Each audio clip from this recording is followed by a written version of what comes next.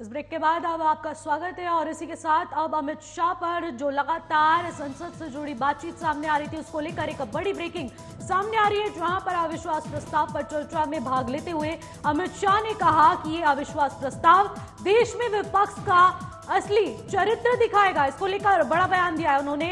विपक्ष पर जनता को गुमराह करने का आरोप लगाते हुए कहा कि अविश्वास प्रस्ताव सिर्फ भ्रम पैदा करने के लिए लाया गया है। इस वक्त की बड़ी खबर हम आपको दिखा रहे हैं, जहां पर ये तमाम बातें कही गई हैं, जिसमें उन्होंने कहा है कि अविश्वास प्रस्ताव सिर्फ दुनिया को भ्रम में पैदा करने के लिए ही लाया गया था, जिसके बाद ये तमाम बातें कही गई हैं। बता दें कि 3 मई से पहले मणिपुर में कोई दिक्कत नहीं थी। कुकी समुदाय के लोग म्यांमार मणिपुर पर हिंसा से जुड़े मामलों में बयानबाजी देते थे। मणिपुर नस्लीय हिंसा के इतिहास को झकझोर कर रख दिया गया। सीएम तब बदलना पड़ता है जब सीएम सहयोग ना करे, लेकिन सहयोग के बावजूद सीएम को बदलना सही नहीं होगा। मणिपुर में हिंसा की आपको बता दें कि मणिपुर पर विपक्ष ने प्रांतीय समुदाय को लेकर भी बातचीत की है। 3 मई से पहले मणिपुर में कोई दिक्कत नहीं थी।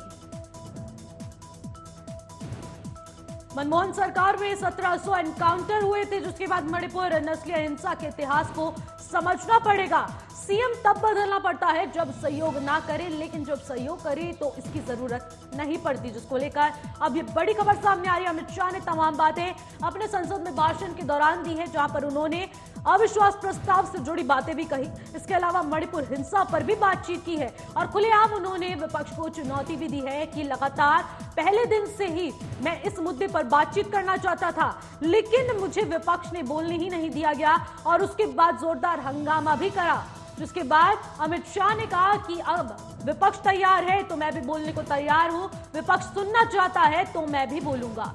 इसको लेकर अमित शाह ने तमाम बातें कही और अमित शाह ने कहा जब तक मैं बोल रहा हूं अगर उससे स्पष्ट नहीं होता तब जाकर प्रधानमंत्री नरेंद्र मोदी मणिपुर हिंसा पर बातचीत करेंगे। इस वक्त की बड़ी खबर हम आपको दिखा रहे हैं, जो अमित शाह के संसद से दिए गए बयान से जुड़ी हुई है, जहां पर अमित शाह ने तमाम बातें कही हैं। अविश्वास प्रस्ताव पर भी उन्होंने बात की है और इसके साथ उन्होंने बताया है कि किस तरीके से यहां पर लगातार मणिपुर हिंसा में जो हिंसा हुई है उसको लेकर अब किस तरीके से भाजपा सरकार सुरक्षा व्यवस्था बढ़ा रही है, जहां पर उन्होंने कहा है कि चाक चौबंद व्यवस्था की जाएगी और उन्होंने बताया है कि सीमा में सुरक्षा को लेकर फेंसिंग का काम शुरू कर दिया गया है।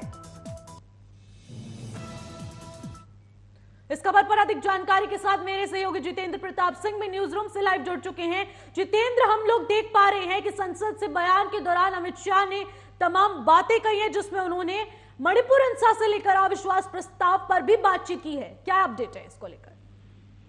बिल्कुल इसी आज लोकसभा के अंदर में लोकसभा से अमित शाह लगातार एक के बाद एक विपक्ष के ऊपर हमला बोल रहे थे। उससे साफ तौर पे ये जाहिर होता है कि अमित शाह ने पूरी तैयारी के साथ जो है आज विपक्ष के एक एक बात का जवाब देने के लिए जो है उस सदन के अंदर उपस्थित हुए थे। लगभग जो है 2.25 घंटे तक अमित शाह ने लोकसभा के अंदर संबोधन किया। मणिपुर के मुद्दे से लेकर के पिछले 5 वर्षों में जितने भी काम जो है मोदी सरकार के द्वारा किए गए उसकी एक एक उपलब्धियों को बारीकियों के साथ अमित शाह ने लोकसभा के अंदर विपक्ष को गिनाया है। जी, मणिपुर के मुद्दे पर उन्होंने जो कई सारे महत्वपूर्ण बात जो है वो कही है। सबसे पहली बात उन्होंने ये कहा कि अगर लगता था कि मणिपुर में इस तरह की कुछ चीजें अगर हो रही हैं तो विपक्ष ने उसको ठीक करने के बजाय शांति व्यवस्था कायम कराने के बजाय एक तरीके से भ्रांतियां फैलाई और उसी भ्रांतियों का परिणाम हुआ कि मणिपुर में कई तरह के जो है मैतेई और कुकी समुदाय के बीच में नस्लीय हिंसे हुए। इसके अलावा विपक्ष की ओर से लगातार एन बीरेन्द्र सिंह जो कि मणिपुर के मुख्यमंत्री हैं बीजेपी के ओर से, उनके इस्तीफे की मांग जो है लगातार विपक्ष करते रहा था। तो उस पर भी अमित शाह ने आज जवाब दिया लोकसभा के अंदर। उन्होंने कहा कि मुख्यमंत्री को हटाने की जरूरत तब पड़ती है जब वो सहयोग न कर रहा हो या स्थिति को कंट्रोल नहीं कर पा रहा हो। लेकिन यहाँ पर एन बीरेन्द्र सिंह ने मतलब स्टार्टिंग से ही पूरे स्टेट के अंदर में लॉ एंड ऑर्डर को कंट्रोल करने की कोशिश कर रहे हैं। हम लगातार उनके संपर्क में हैं, लगातार जो है गृह मंत्रालय और सुरक्षा एजेंसियों को सहयोग कर रहे हैं। मणिपुर में स्थिति जो है वो सुधार हो रही है।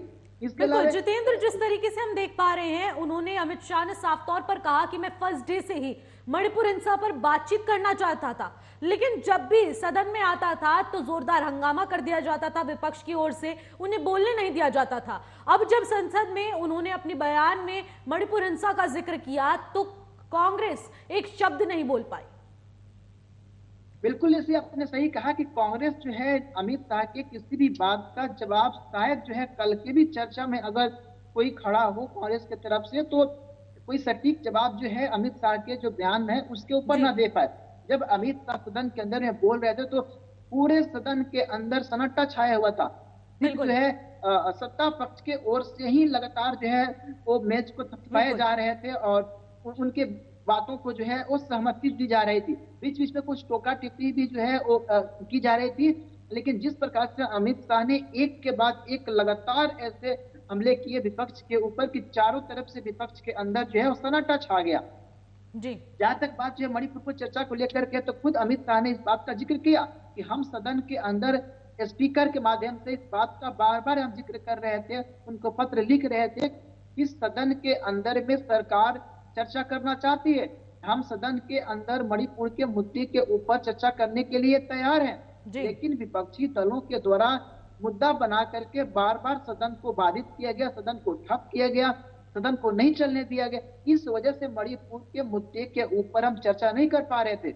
लेकिन इन्होंने जो कुछ और ही मकसद पहले से तैयार कर रखा था और इन्होंने जो सदन में सीधे सीधे चर्चा करने के बजाय इन्होंने अविश्वास प्रस्ताव का मार्ग चुना, जो कि ये अविश्वास जो है भले विपक्ष की ओर से लाई गई हो, लेकिन देश के जो है 135 करोड़ जनता जो है वो नरेंद्र मोदी के ऊपर विश्वास करती है। इस बात का खुद जिक्र जो है वो अमित शाह ने सदन के अंदर में किया। ऐसे तमाम सारे मुद्दों का जिक्र जो अमित शाह ने आज सदन के अंदर में किया। हो सकता है कि आने वाले समय में भी जो है इसकी चर्चा जो है वो लोकसभा में होगी। इसके अलावा कल जब पीएम मोदी संबोधन करेंगे तो देखना होगा कि प्रधानमंत्री मोदी का जो है इन सभी मुद्दों के अलावे और क्या कुछ जो है वो विपक्ष के ऊपर हमला होता है। जी, बहुत बहुत शुक्रिया जितेंद्र, तमाम जानकारी के लिए। इस खबर पर अपनी नजर बनाए रखिएगा।